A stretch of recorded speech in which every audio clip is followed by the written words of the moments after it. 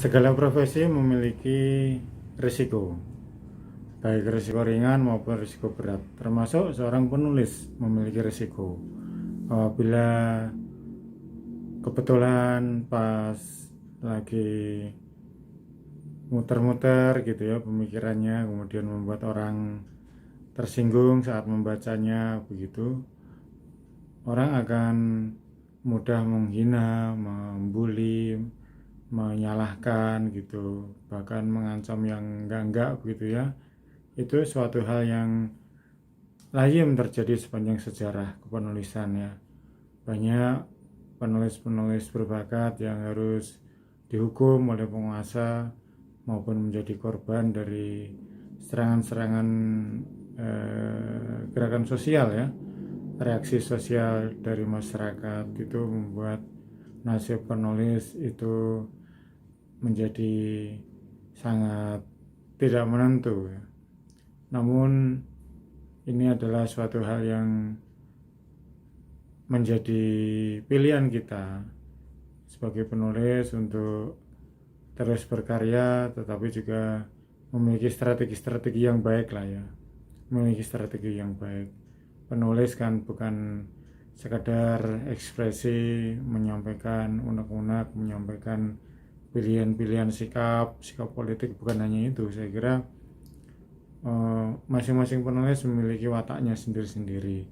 Ada penulis yang memiliki hati yang lebih lunak ya, ada penulis yang memiliki hati yang keras, yang padas gitu, yang emosional, yang mudah marah gitu. Ada, tapi banyak di antara kita penulis-penulis yang memiliki hati yang lembut, sikap cinta welas asih gitu kepada siapapun pembaca.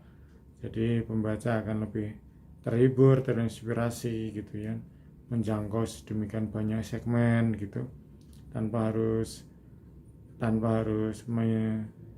melukai siapapun.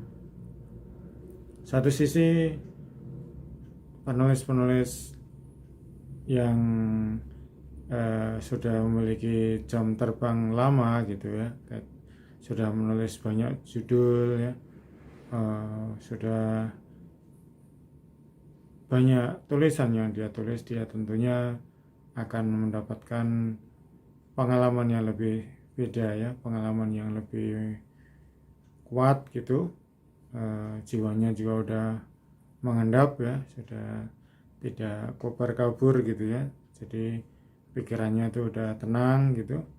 Maka dia akan memberikan tulisan-tulisan yang enak, yang nyaman, walaupun kritik ya, walaupun isinya itu, tulisannya itu merupakan sindiran, tetapi sindirannya itu enak gitu ya. Ibaratnya walaupun masakan itu ya, ibarat masakan itu walaupun pedas, tapi pedasnya itu enak gitu ya. Nikmat, tidak pedas yang membuat orang terluka gitu. Ini seni ya, menulis itu seni. Apabila penulisnya memiliki rasa seni yang baik ya, dan dia menyampaikannya dengan keahlian yang enak gitu, tentunya orang akan menikmati ya.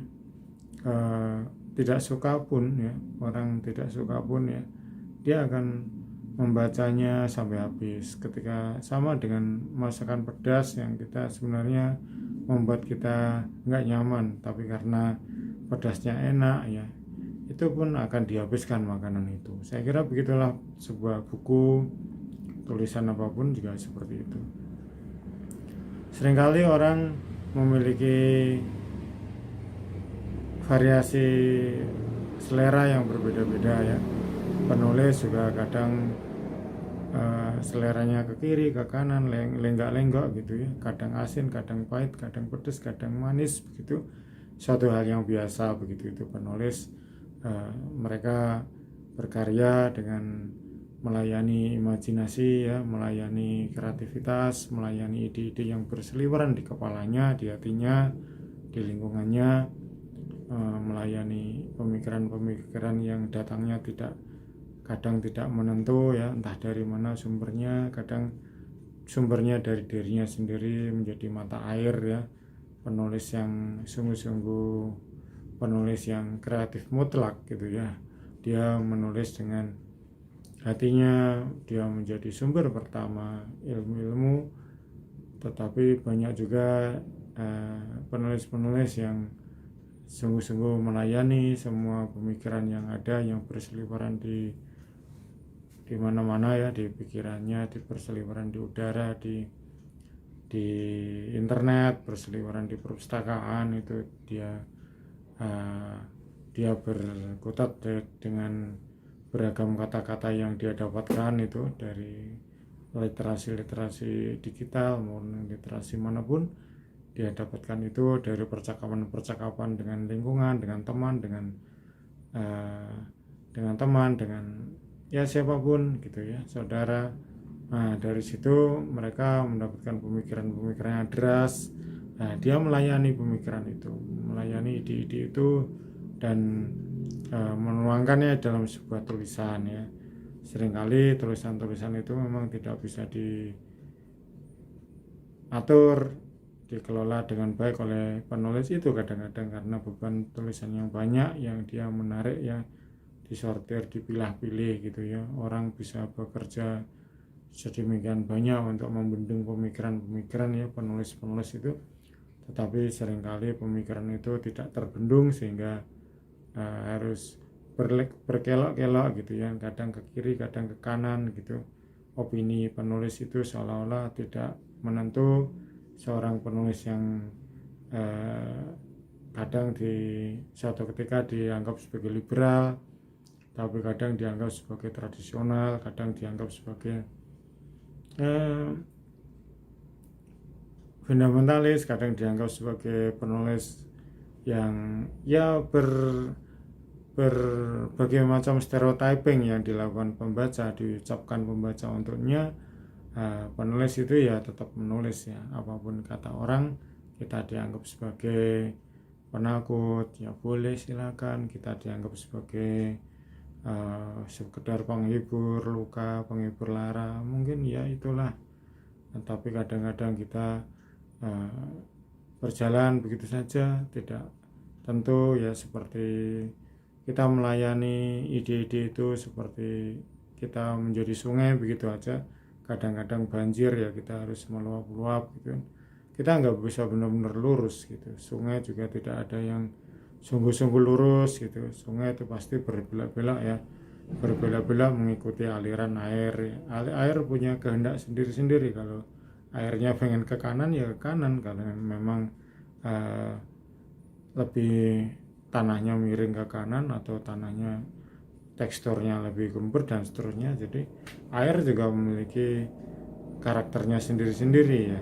Air kadang yang air deras, air lumpur, air macam-macam, tidak bisa lurus lah ya sungai kebanyakan itu. Maka jangan lantas kita memaksa seorang penulis untuk berkutat pada satu pengertian, satu karakter, satu watak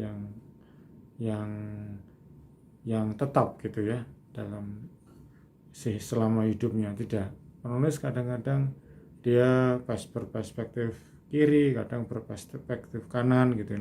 Opini penulis bisa berbeda-beda ketika waktu dan keadaan membuat dia berubah gitu ya.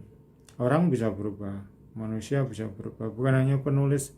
Saya kira semua profesi juga melakukan itu. Seseorang jenderal juga kadang memiliki pilihan-pilihan strategi yang berbeda ketika dia menghadapi sesuatu yang berubah gitu ya. Setiap pemimpin, setiap orang ya, mungkin orang tua juga memiliki pilihan yang berbeda-beda ya, ketika anaknya kecil ingin anaknya menjadi dokter, ketika anaknya udah dewasa pengen, orang tua ingin anaknya menjadi seorang guru misalnya, atau seorang penegak hukum misalnya ya. Jadi orang itu bisa berbeda-beda lah. Jangan samakan seperti benda gitu ya, benda mati bukan. Manusia seperti juga makhluk hidup yang lain. Makhluk hidup yang lain akan berkembang ya. Namun seperti juga sungai ya, yang juga bergelak-gelak itu, pada saatnya ketika dia harus ke laut ya, harus sudah sampai ke laut menjadi muara gitu, semua air, semua aliran airnya akan menuju laut itu, ya dia tenang, ya dia sudah menyalurkan semuanya, pemikirannya sudah sampai, ya dia akan menjadi nyaman, menjadi bebas gitu. Penulis seperti itu, tunggu dan ikutilah mereka, penulis itu, pemikirannya, nikmati saja ketika dia harus bergelak-gelak di awal-awal, ya. Tulisan-tulisan cerpen-cerpennya 10 tahun yang lalu, 20 tahun yang lalu, 30 tahun yang lalu kok seperti itu, sementara cerpen-cerpennya ketika sudah ya 30 tahun atau 15 tahun ternyata coraknya berbeda gitu. Nah, itu jangan bingung, jangan ya itulah suatu hal yang biasa terjadi di dunia kepenulisan. Kita nikmati saja seperti kita menikmati aliran air yang mengalir di sungai-sungai. Oke.